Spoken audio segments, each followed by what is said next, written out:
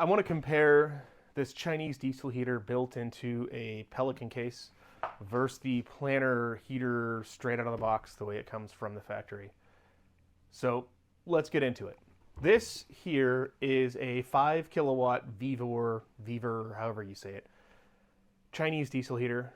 And I built this about, I don't know, a year and a half ago, thinking it would be great, and I have since changed my mind. I've had a handful of issues with it. I'm sure if you're researching building one of these, you're reading 100 different opinions, but they talk about mounting the fuel pump at a upward angle, having sufficient cooling in here, so I have a DC cooling fan. I've had people say that I should have had the intake for this heater on the outside of the box instead of the inside, but in all reality it has vents, so everything should be fine. I'm going to go through all of the components that were installed in that, which were the 5 kW VEVOR heater was $135. I put a fuel pump isolator on it, that little pink thing you can see down there, which is supposed to quiet the fuel pump. That was $14. An extended exhaust pipe, $16. This fitting, which is actually made for a boat, that was $60. Then I have a bunch of fiberglass insulation all over the pipes inside, which was $15. Some metal zip ties for $13. The Pelican case itself, which was $90.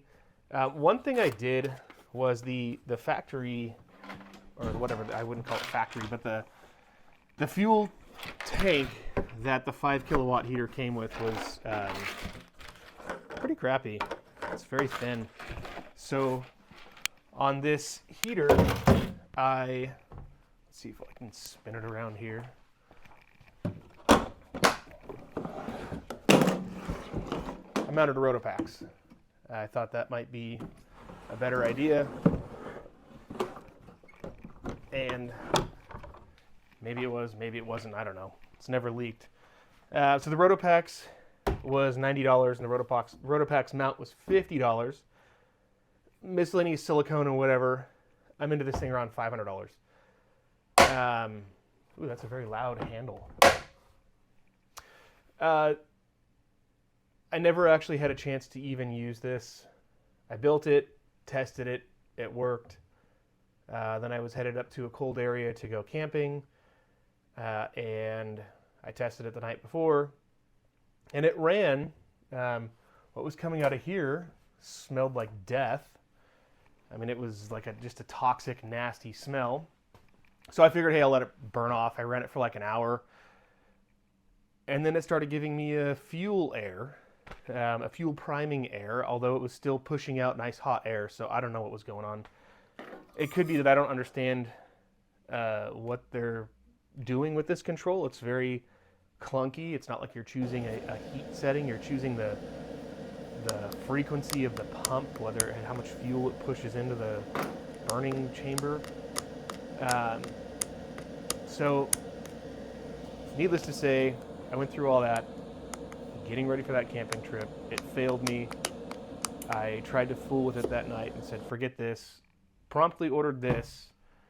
And I have yet to use this. So, what I want to do is show you the difference here. This is a 5 kilowatt. This is a 2 kilowatt. When speaking to PLANAR, which is really an auto car heater, they told me that a 2 kilowatt is totally fine to run a handful of tents. I don't think I'll ever run more than 2, but they said it's more efficient to go with a 2 kilowatt heater, which, hey, whatever. If it works, it works. One thing I did notice, this box is quite a bit larger than the Pelican, which is just something I have to deal with. But it's put together very nicely. I mean, the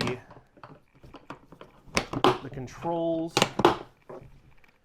are very straightforward here.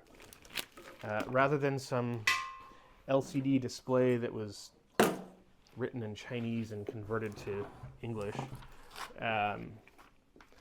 it just has fan, heat, temperature. That's all there is to it. Set it and go. Now the fuel tank on this, I don't think I'll need to upgrade. I mean, it's pretty darn stout. I ran it for a couple hours and it seems to work fine. I didn't have any hiccups. Didn't even have to prime it. I just put some diesel in it and away it went. So what I really want to cover today is which one puts out more heat, which is kind of hard to determine, but what we'll do is just measure temperature out of the exhaust. Another thing I want to measure is temperature inside the box, exhaust temperature, and I will measure carbon monoxide between the two and see which one stinks more. Obviously we know which one that is, or I know which one that is. It's hard to kind of put a metric on that, because when I fired this thing up it didn't smell at all. I'm assuming if there's any unburnt fuel or fumes or whatever, we should get a carbon monoxide reading out of that, whereas I'm hoping this is 0. All right, let's take these outside and see what they do. Hopefully this one actually functions long enough to get a reading of some sort without giving me a fuel air code. Outside we go. All right, welcome to my backyard. The first reading we're going to do the Chinese diesel heater first, if it'll even make it through the test. The first test is decibel reading with the fuel pump on high. I want to know which one's louder. That may or may not be a concern to you, but it's nice to know. The second is outside temperature. The next is internal temperature on the heater after running for 5 minutes. Then the heat output of what's coming out of the duct that goes into the tent. The exhaust temperature reading, just for the heck of it. And the final is going to be carbon monoxide. So let's get going.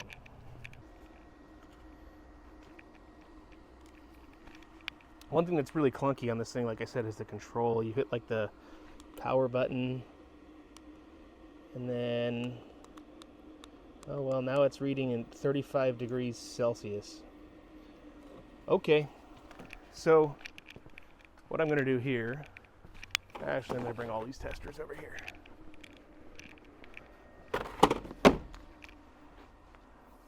First thing I'm going to do is start a timer. Okay, so for comparison's sake, I'm going to measure the size of the outlet ducting. This is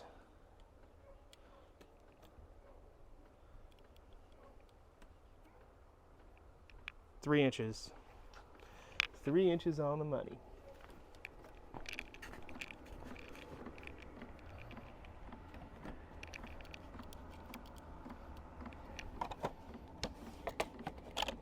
So we hear the heater has ignited. Got a little exhaust fumes.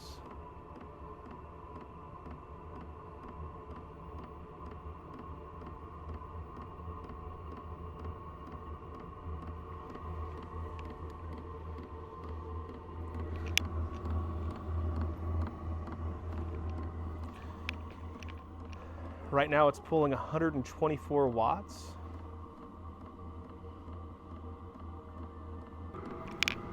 That's, oh nice, the paper's wet. That's something I'm going to add to our log here is power consumption. It's 124 watts at startup.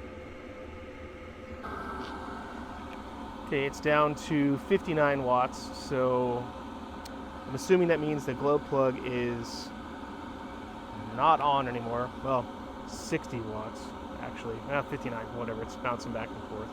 Oh, it's bouncing all over the place between 54 and 61 watts, so just for the heck of it, we'll call it 58. It's up and running. Let's see, our timer is at 4 minutes and 30 seconds.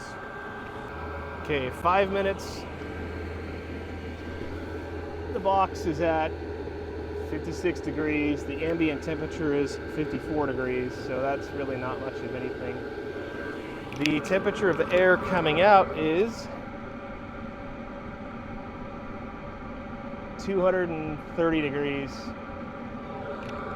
temperature of the exhaust.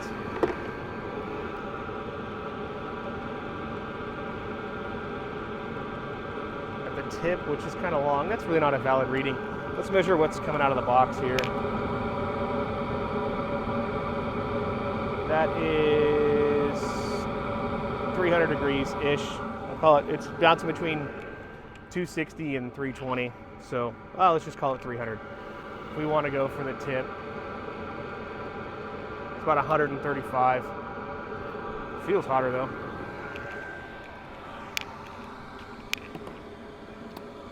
Okay, so decibel reading right here is about 80.5 decibels, 80.4. If we close this up,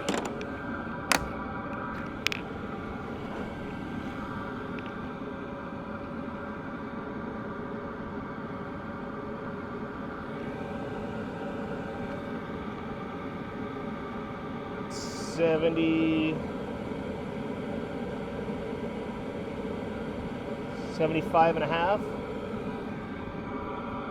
decibel reading at the exhaust. 90.9. What I find bizarre is that this heater is now functioning when the last time I tested it, it shut down. I can only assume maybe the fuel was gelled. It was a very cold evening when I was testing it,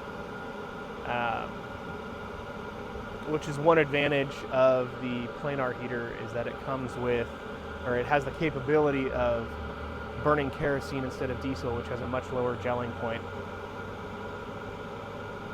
Well, that's the test of the homemade Chinese diesel heater.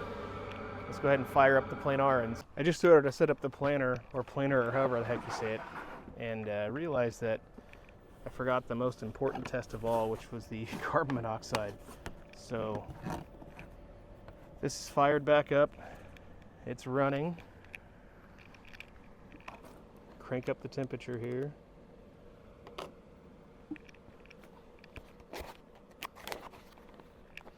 This is a low-level CO meter, which is something that I'm going to keep in the tent just while I'm running the rooftop tent heater, just to be safe. All right, well now this baby is going again. The CO meter is calibrating.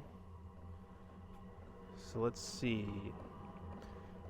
Only crummy thing about this is it takes a whole minute to boot up, but it's calibrating, so such is life. This baby's cranking now. So right now we're showing 0 parts per million.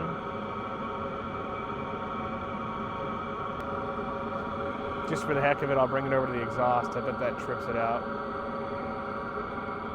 Yeah, it doesn't like that. It's showing 1.8 ppm.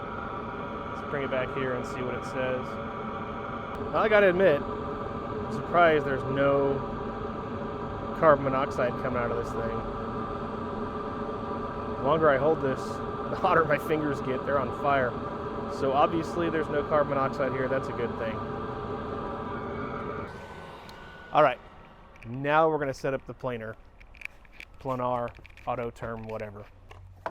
Just gonna go ahead and measure the diameter of the ducting, just so we all know what we're dealing with here.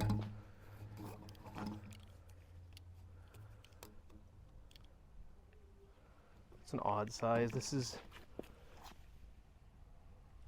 I don't know if you can see that there, but it's 2.3. Huh. It's different. Just figured it'd be 2.5. One thing, like I was saying before, that I love about this is how much simpler it is to operate the control. Right here you just go, oh, I want heat. Dial in your temperature. That's all there is to it. We've got the planer booting up here with a little bit of smoke. Looks like we're drawing bouncing in between 90 and 100-ish output watts. So looks like the glow plug on this one doesn't pull as much. And now we're going to give it 5 minutes, which we started a little bit ago, to get running. Okay, now we're going to check the decibel rating. Right here next to the fuel pump.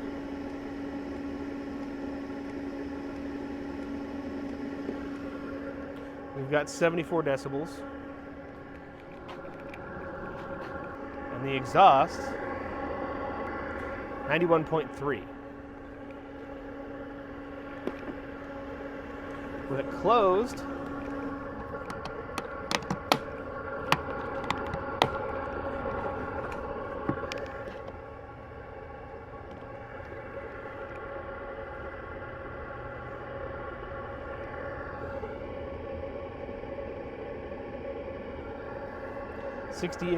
.4. I should have written down what the other one was. I can't remember, but I think this is a little bit quieter. The ticking from the fuel pump is a lot less noticeable. Okay, so let's see. This has been running for almost 5 minutes.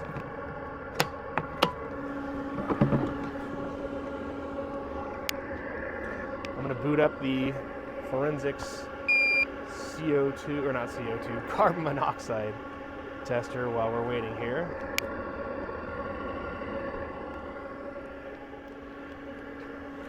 Okay.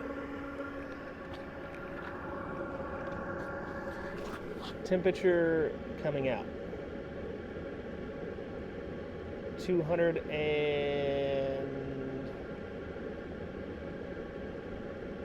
218 degrees. Temperature inside the box. Let's go on the exhaust just for, well, I mean here, the box is 62 degrees, 61-ish. Outside temperature is still 53.3. Exhaust temperature down here, right on the, I'll call it the exhaust manifold, is, it's kind of jumping all over the place. We'll call it 136. This black insulated piece here is about 160, which is odd. I wonder, oh yeah, here we go. 170-ish. Coming out up here is 137, and right on the tip is 120.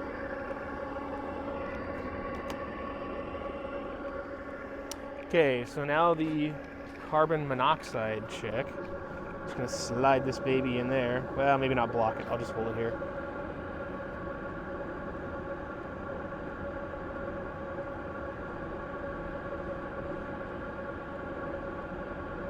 Well, that's what I was expecting.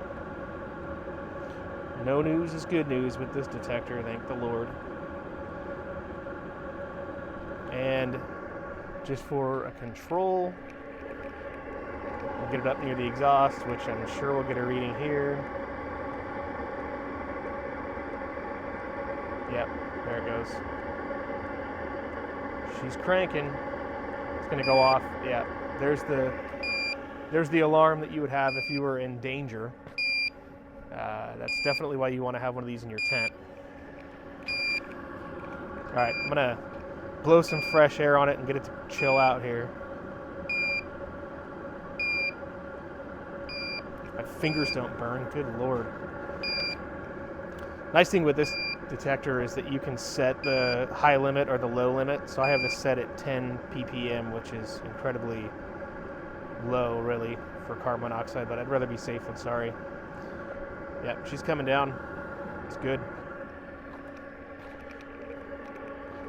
Well, I hope that gives you some idea of comparison between building one yourself. This thing beeps a lot. Between building one yourself and buying this, I must say, for me, just the peace of mind of having it manufactured by a company. It has a 2-year warranty, and knowing that it's been engineered rather than doing stuff in my backyard, even though I'm testing in my backyard, I find that comforting. And honestly, I mean, I've had the other one give me issues. I've had friends with Chinese diesel heaters with blown up control boards. So I'm more confident with this. We'll give it some time and see how it works. One thing I forgot to mention, the running wattage on this is about 21 to 23 watts. So the battery life is going to be far better on this than the Chinese unit, which could have had something to do with that cooling fan that I have in there. Any questions, comments, share whatever you're thinking. All right, everybody, I just want to cover the data that I have collected here. There are a lot of insignificant things on here. There are 3 that are crucial. That's the startup wattage, the running wattage, and carbon monoxide. The startup wattage isn't hugely crucial. I mean, anytime you're using power, you only have so much. But the glow plug runs for, say, a minute. The big one here is the running wattage.